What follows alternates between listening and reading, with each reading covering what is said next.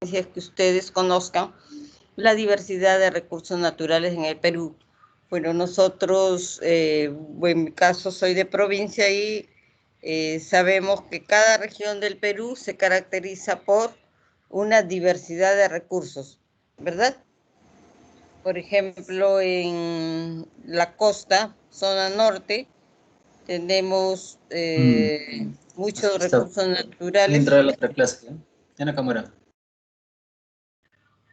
Ya tenemos muchos recursos naturales, como en la zona norte tenemos caña de azúcar, arroz, algodón, limones, mangos, plátanos.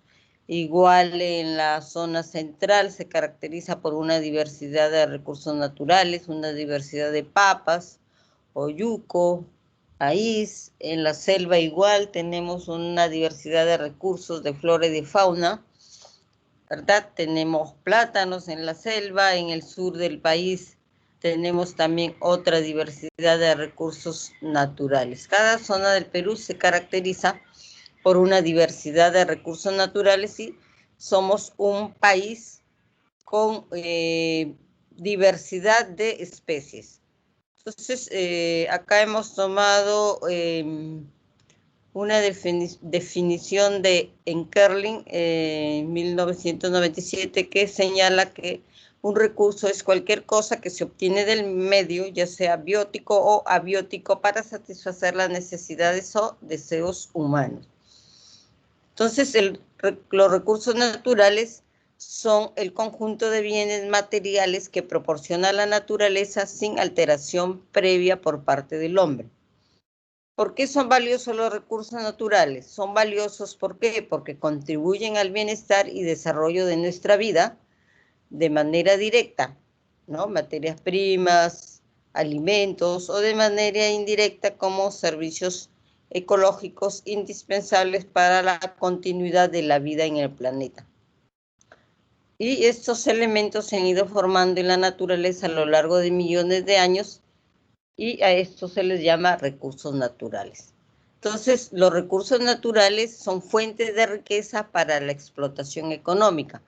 Por ejemplo, los minerales, el suelo, los animales, las plantas constituyen recursos naturales que el hombre puede utilizar directamente como fuentes para la explotación.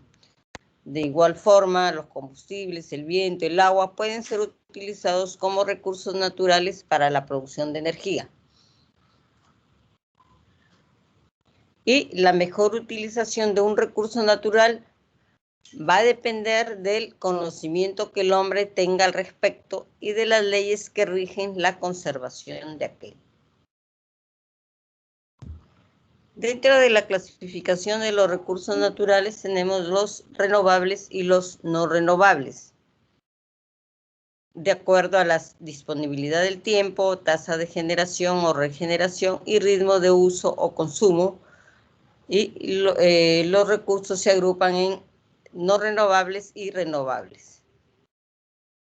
Y la diferencia entre unos y otros está determinada por la posibilidad que tienen los recursos renovables de ser usados una y otra vez, siempre que se cuide la regeneración.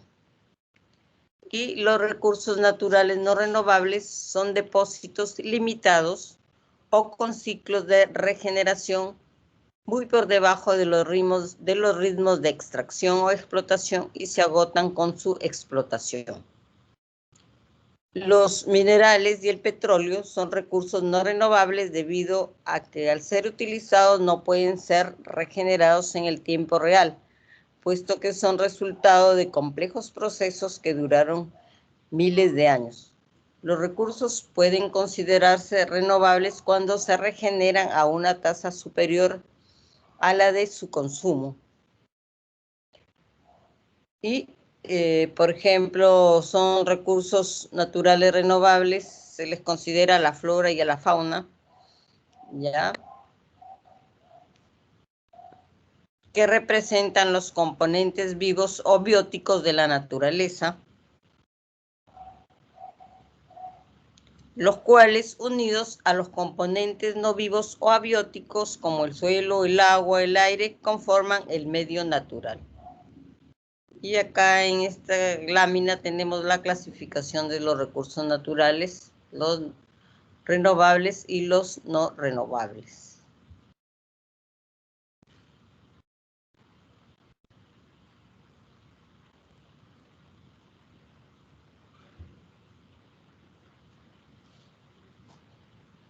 Acá también tenemos una clasificación de recursos bióticos y abióticos.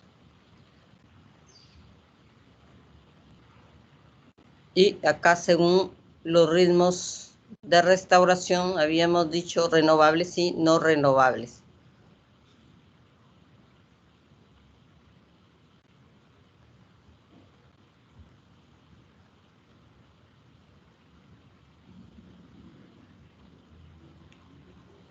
Y acá tenemos un ejemplo de recursos naturales, renovables y no renovables.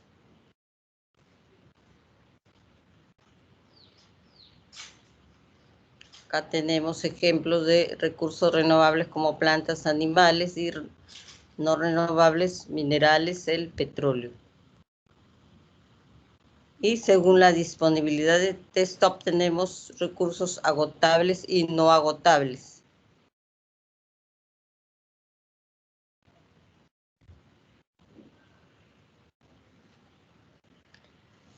Con respecto a la flora y fauna, podríamos señalar que la flora y fauna son recursos de gran importancia para el hombre. Y también mencionar que de la flora proviene una gran parte de los alimentos y medicamentos, así como la materia prima para la industria textil, maderera y otras. Y entre ambos existe una dependencia muy estrecha basada en leyes naturales que rigen la estructura y funciones de las asociaciones de seres vivos.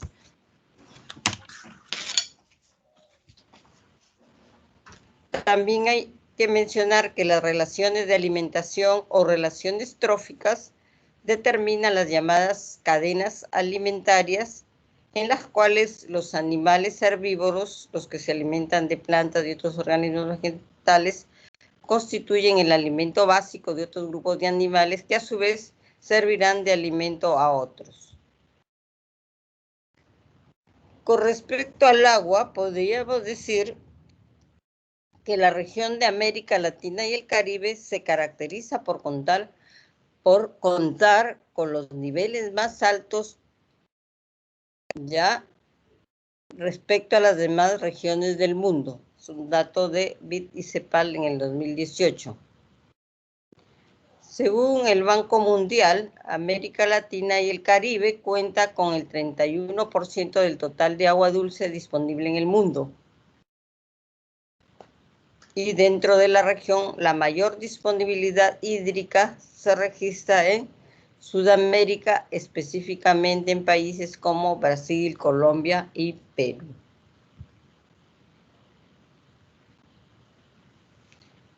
Y estas cifras nos indican que la región es una zona con abundante oferta hídrica.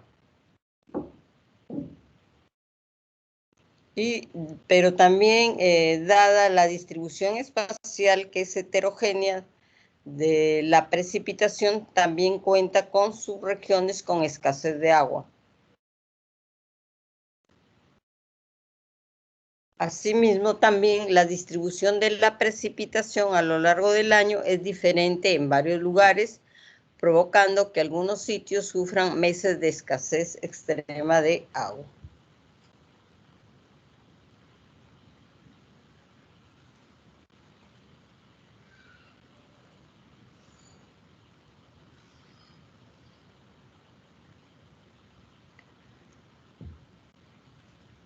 Hay otro dato también importante que mencionar, que América Latina tiene el 33% del agua dulce del mundo. Y la superficie hídrica de América Latina representa el 15% del agua dulce del mundo. y recibe el 30% de la precipitación mundial, generando un 33% ya de la escorrentía mundial.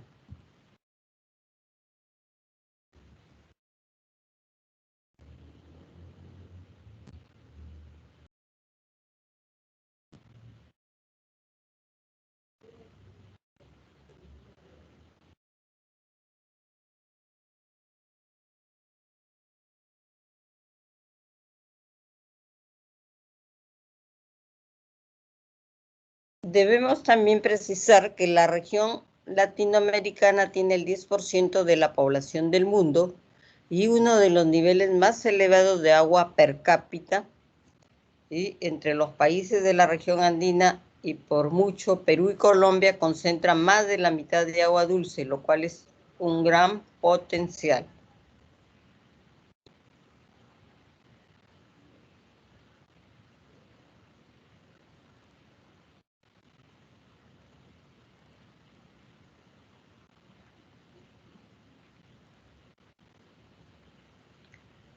Un dato de Aquastaf, la FAO en 2015 señala que el Perú tiene cerca de 2.000 kilómetros cúbicos de recursos hídricos explotables anualmente.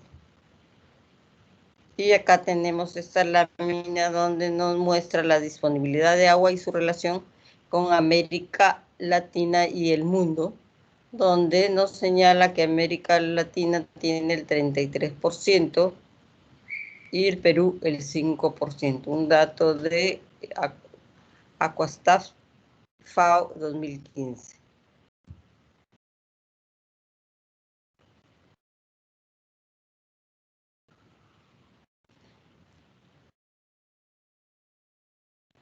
¿Y cómo es que se obtiene todo el agua? El agua se transforma, se transmite y se obtiene de diferentes maneras, ¿no? Una es a través de la lluvia, que cae por temporadas, a veces también fuera de ellas.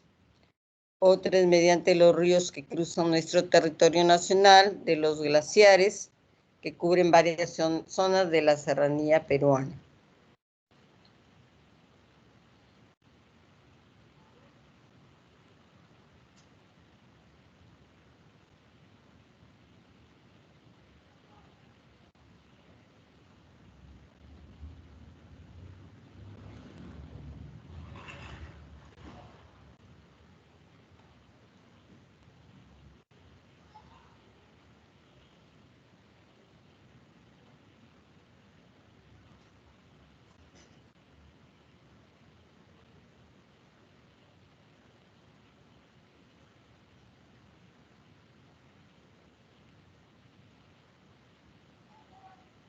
Los ríos, lagunas, lagos también son fuentes de agua muy importantes en todo nuestro territorio.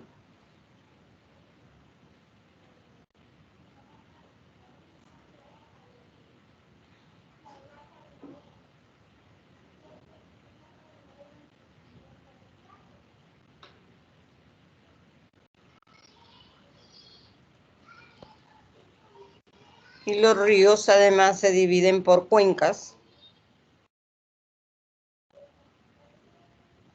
que están organizadas en 3 vertientes por su ubicación geoespacial. Tenemos la vertiente del Pacífico, del Titicaca, del Amazonas.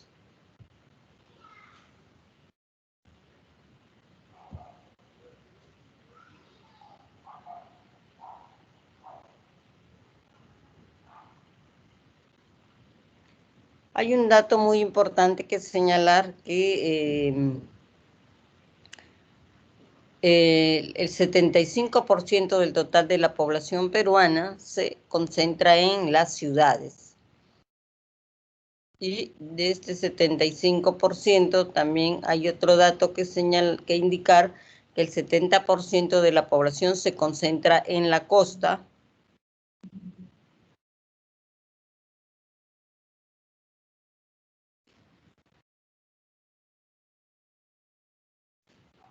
Y también señalar que el problema del agua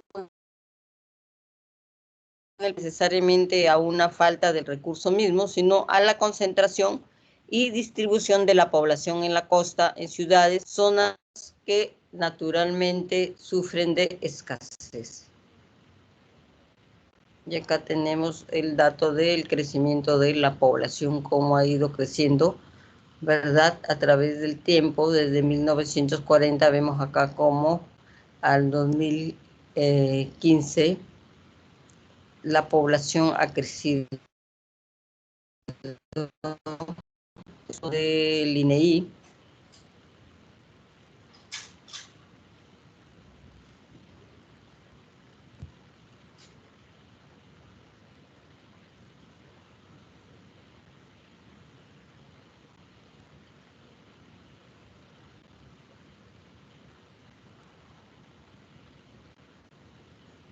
Acá en esta lámina tenemos la situación del agua y saneamiento en el Perú. Y también indicarles que Lima es una ciudad, ¿no?, que está asentada en el desierto costeño, al igual que otras ciudades muy pobladas como Piura. Ya,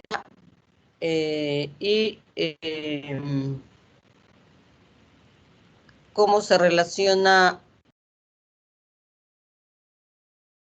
Lima, las conexiones de agua en los domicilios.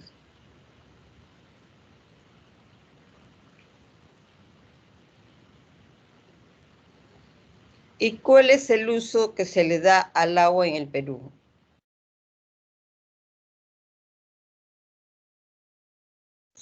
El agua se usa para riego, para uso industrial, para uso comercial, agrícola y doméstica. Y también incluso hay un dato interesante que nos dice que también se utiliza agua durante festividades y rituales, como la fiesta del agua en Puquio.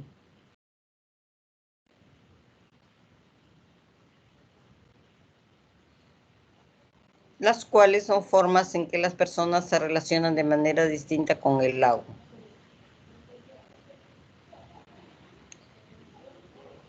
¿Y cómo es que el riego está asociado al uso del agua? El riego está asociado al uso del agua para actividades productivas que se vinculan con la agricultura, la ganadería y la silvicultura.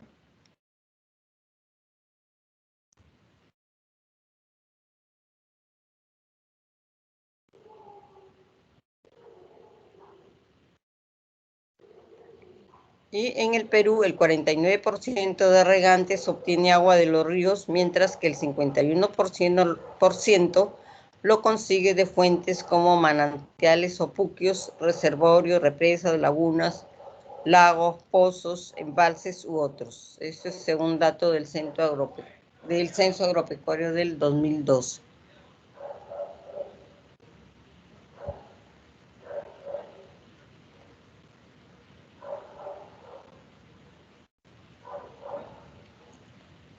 Otro uso que se le da al agua, habíamos mencionado que se usa para consumo doméstico. Todos consumimos agua, ¿verdad? Y a través de la historia del país, los procesos de crecimiento urbano se han desarrollado sin establecer vínculos con la capacidad de proveer de agua y saneamiento a los millones de personas que se han visto envueltas en estos procesos de crecimiento. Y todas las familias en el Perú se relacionan con el agua a través de su uso en los domicilios.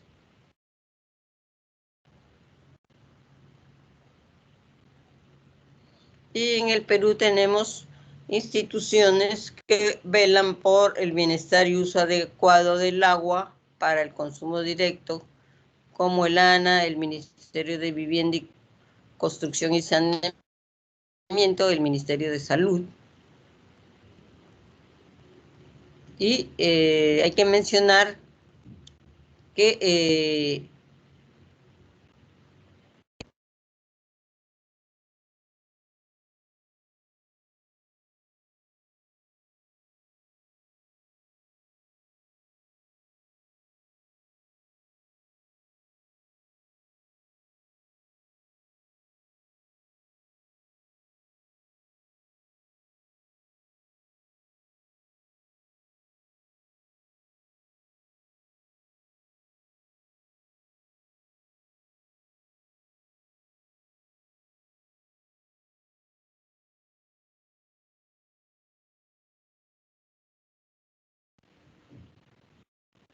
y varios de estos usos industriales se vinculan con sectores como la minería, la agroexportación y la generación de energía hidroeléctrica.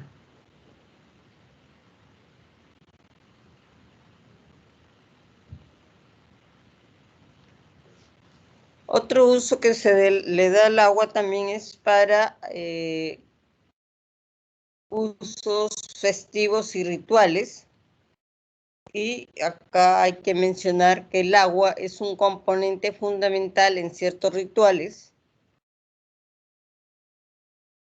Y en muchos pueblos del Perú, la gente se reúne y forma parte de dinámicas, ¿no? Para, digamos, hacer rituales con el agua.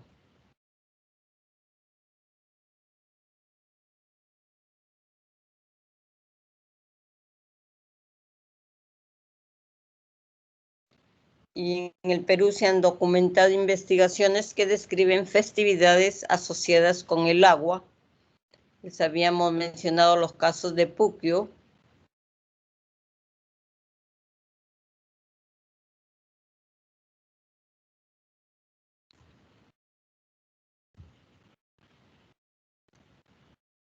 Muy bien, entonces eso es con respecto al agua. Para hablar del suelo, tendríamos que decir que el suelo es la capa superficial de la tierra y constituye el medio en el cual crecen las plantas y es capaz de aportar los nutrientes fundamentales para el crecimiento de los vegetales y almacenar agua de lluvias, cediéndola a las plantas a medida que la necesitan. Y en el suelo las raíces se encuentran el aire necesario para vivir. El suelo, por lo tanto, se extiende en superficie como en profundidad y consta de varias capas llamadas horizontes, aproximadamente paralelas a la superficie. Y acá en esta lámina nos muestra cómo el suelo es el resultado de la interacción de 5 factores: la roca madre, el relieve, el tiempo, el clima y los seres vivos. Y los 3 primeros factores desempeñan un rol pasivo, mientras que el clima y los seres vivos participan activamente en la formación del suelo.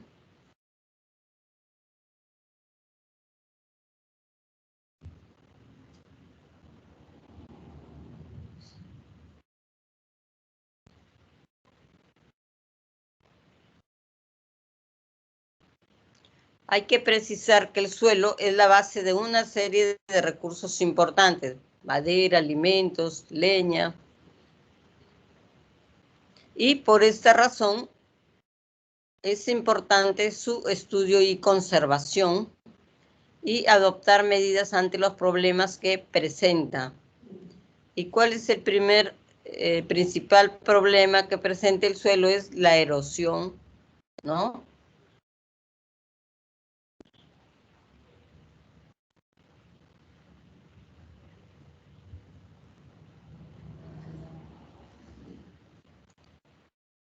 Y dentro de las características biológicas del suelo, la principal característica está dada por la fertilidad.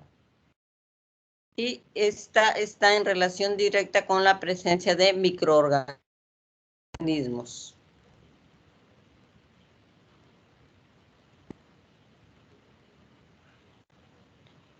Un suelo que contenga la mayor cantidad de materia orgánica será más fértil y podrá retener más el agua, dispondrá de mayores nutrientes y por ende mayores y mejores cosechas.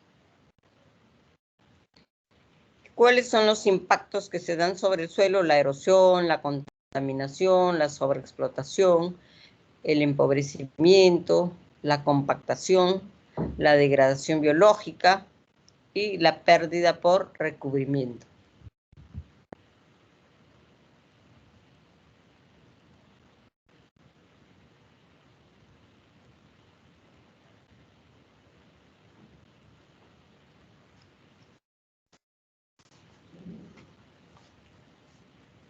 Un dato importante que mencionar que a lo largo del tiempo, las diferentes actividades realizadas por el ser humano para el desarrollo de la agricultura, la industria, el urbanismo y la explotación en general de los recursos naturales terrestres han generado un cambio en la estructura física, la composición química y por ende en la fertilidad del suelo, produciendo con ello su degradación a una tasa acelerada.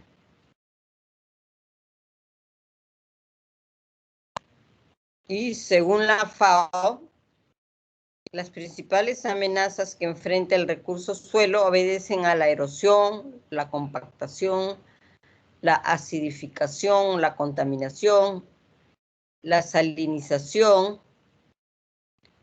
el desequilibrio de nutrientes, la pérdida de carbono orgánico del suelo y de la diversidad biológica.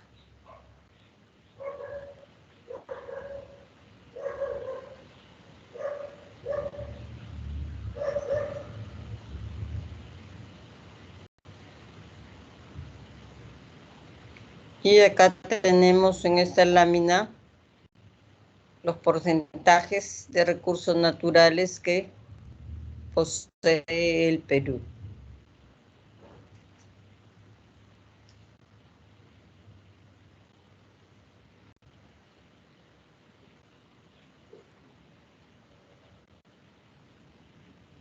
El objetivo 6 de los nuevos objetivos de desarrollo sostenible han puesto mayor énfasis en la situación de los diferentes recursos que los seres humanos tienen a su disposición.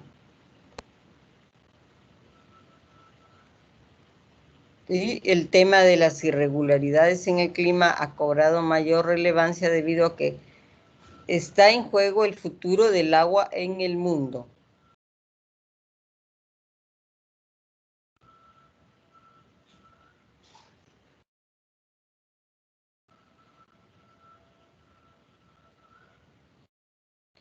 En estos nuevos objetivos, el tema de agua limpia y saneamiento son mostrados de manera explícita.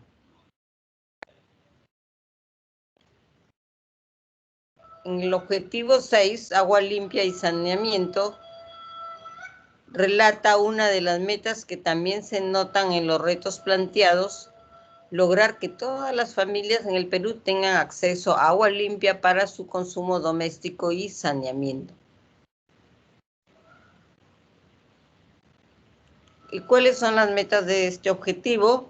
Que para el 2030 lograr el acceso universal y equitativo al agua potable a un precio asequible para todos. Lograr el acceso equitativo a servicios de saneamiento e higiene adecuados para todos.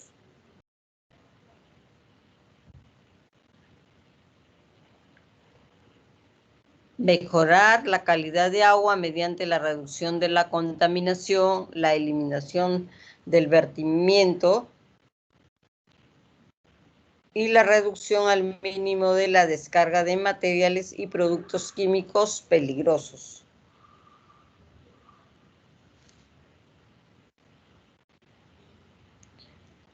También se plantea para el 2030 aumentar sustancialmente el uso eficiente de los recursos hídricos en todos los sectores y asegurar la sostenibilidad de la extracción y el abastecimiento de agua dulce para hacer frente a la escasez de agua, reduciendo sustancialmente el número de personas que sufren de escasez de agua.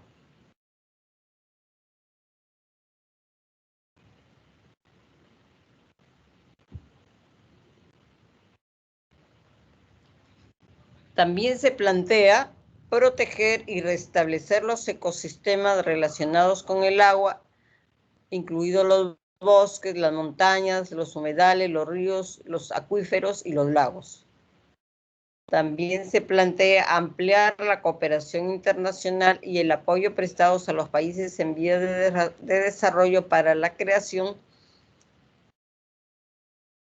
de capacidad en actividades y programas relativos al agua y al saneamiento, incluidos el acopio y y almacenamiento de agua, la desalinización, el aprovechamiento eficiente de los recursos hídricos, el tratamiento de aguas residuales y las tecnologías de reciclaje y reutilización del agua.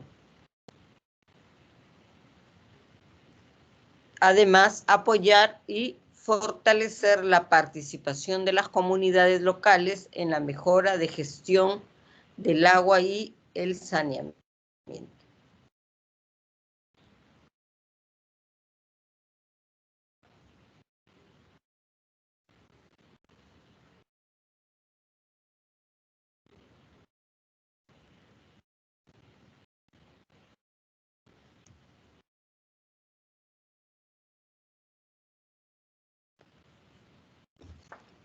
Muy bien, alumnos. Eso es con respecto a el tema de recursos naturales en el Perú.